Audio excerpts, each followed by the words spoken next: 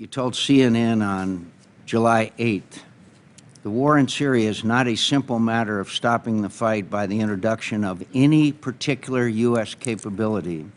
Quote, it seems to me that we need to understand what the peace will look like before we start the war. The war has been going on, General Dempsey, to over 100,000 people killed. We didn't start the war, and we wouldn't be starting a war. We would be trying to stop a massacre that's going on. We would try to stop the Hezbollah, who thousands of troops are in. We would try to stop the fact that the Russians continue to supply heavily Bashar Assad's forces, and what would be a great triumph for Iran in the entire region. But you say, it seems to me we need to understand what the peace will look like before we start the war.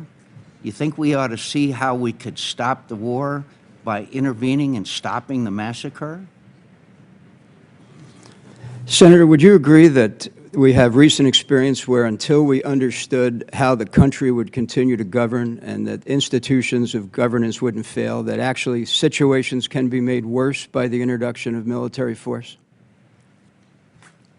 Actually, General Dempsey, you and I went through this in 2006 when I said that it wasn't succeeding and that we had to have a surge and that only a surge could succeed in reversing the tide of battle, and you disagreed with me then, way back then. And I think history shows that those of us who supported the surge were right, and people like you who didn't think we need a surge were wrong.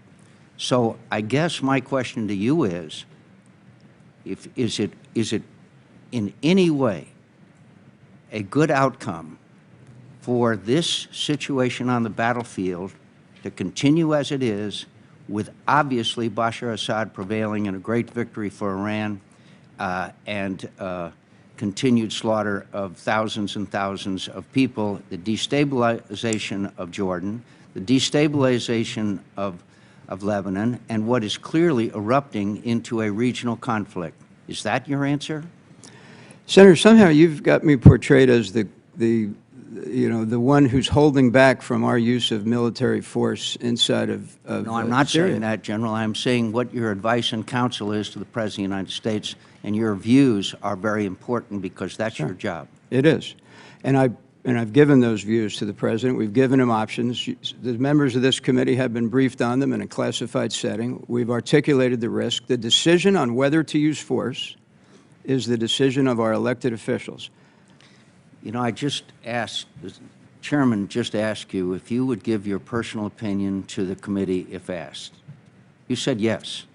I'm asking for your opinion. About the use of kinetic strikes.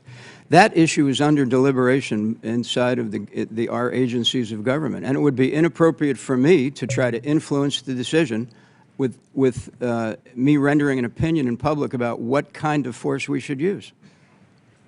So your answer to the Chairman's question about giving your personal view is circumscribed by decisions that are still being made. I will let this committee know what my recommendations are at the appropriate time. Yes, sir. And when might that be? Sir, if the administration and the government decides to use military force, we have provided a variety of options, and you know that.